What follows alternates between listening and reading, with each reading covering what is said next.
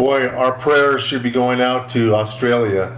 Remember, when their summer happens, the Earth is actually closer to the sun, and they are receiving more radiation from the sun than we get during our summer. So we always pay a lot of attention to Australia during the summer months because it's so brutal.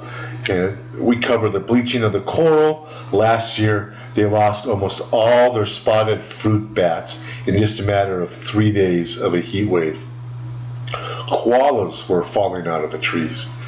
So one of the things that heat brings with us is dry, hot ground temperatures, and that's a prescription for disaster when it comes to fires. But on the lighter side, I wanted to show you some pictures that I just wanted to share them with you because I like them. This is a picture of a golden eagle baby. And I wanted you to note the eyes on either side of the head, but yet they're slightly positioned forward.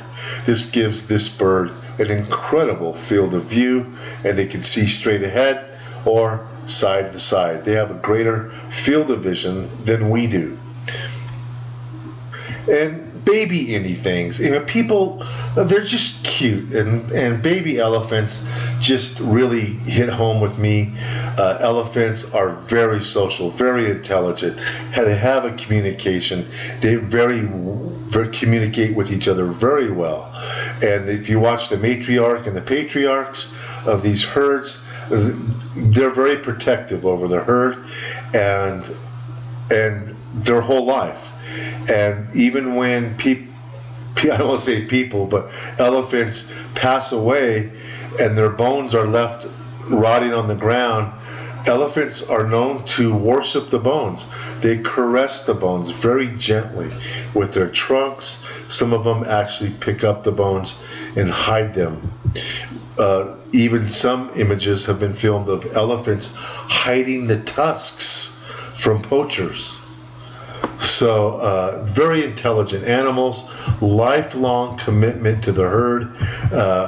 Too bad the human race can't take a note or a clue or a hint from some of these social animals about how devoted they are and how protective they are of the family unit.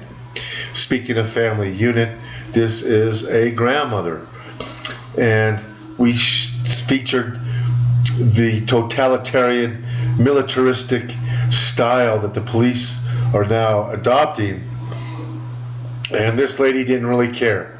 And really, we've seen pictures of police dragging women around by hair, macing women, real macho men, huh?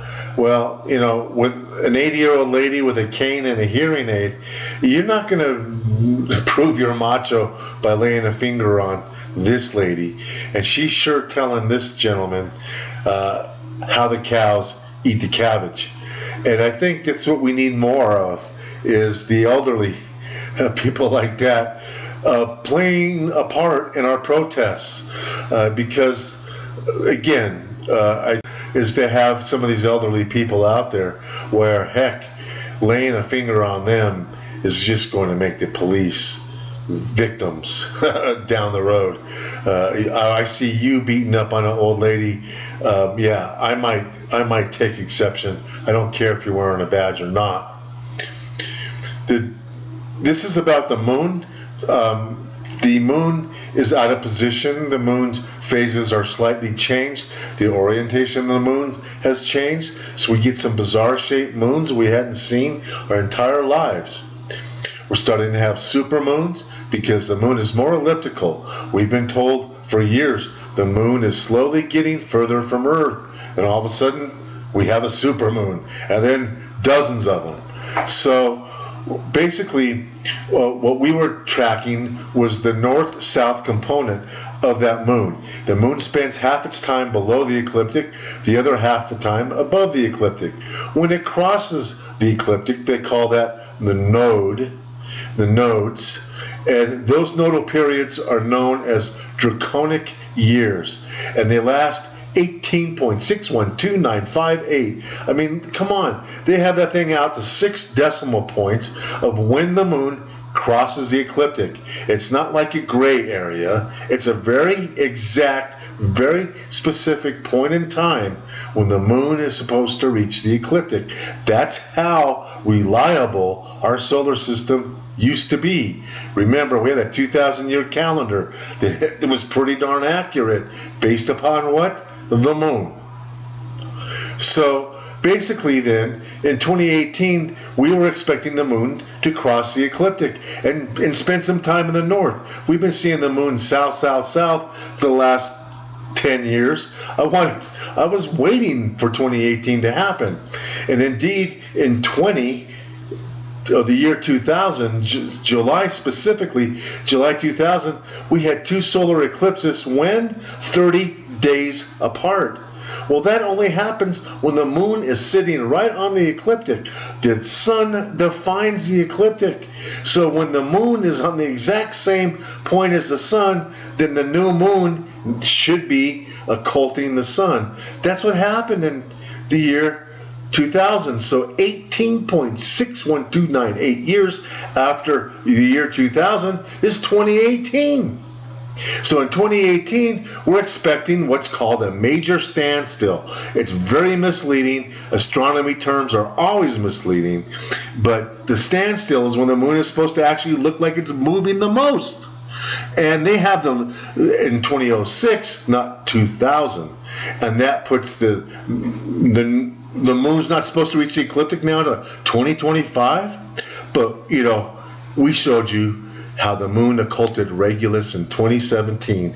You can go to the ephemeris. They've taken them down because we pointed out how flawed they were. We pointed out that somebody was changing the ephemeris. We took and compared one ephemeris to the next, which is the position of all the planets and the moons, and we showed that how the one they were currently copying and pasting in 2018 to show that the moon wasn't off, had failed to predict the solar eclipse of 2017. So then what happened? That ephemeris they were cutting and pasting everywhere to prove the moon's where it's supposed to be is gone now. I wonder why. And now they added the solar eclipse of August 21st, 2017. But also in the ephemeris, when they look at the moon phases, they're reporting that the moon was at the ascending node in 2017, just like it was on the ascending node in this article, July 2000. Excuse me, 20,000. Or is it 2000? 2000 and 0. Anyways, so the moon was supposed to have been on the ecliptic in 2018 and it's supposed to be above the ecliptic in 2019, but it's not. Okay, so here's proof. 18.65 years from the year July 2000 puts us right smack in the middle of 2018. The moon should have been crossing the ecliptic, and we saw it almost occulting stars that were 4 degrees below the ecliptic in 2018. So the moon is off. The earth is off. Everything has shifted. And now we have supermoons. We never used to have supermoons. We have them now. We're having one this month. And all this is due to another object in the solar system that is affecting all the orbits of all the planets and all the moons. And it also excites the sun because this thing is a star. It's slinging cosmic rays. It has its own solar wind of helium and lithium, a little bit of hydrogen, and a lot of electrons. And NASA, when you look at its official statements, it never says we're going into Maunder minimum. NASA itself does not say that. You may find an astronomer here, an astronomer there, or a former NASA astronomer that says we're going into an ice age. But all the climate studies coming out of NASA indicate the sun is getting warmer. Okay? So forget about the Maunder minimum. Start worrying about the heat, because you saw those pictures of those forest fires, and we're tired of seeing pictures like that of people being trapped in their cars on dirt roads with fire all around them.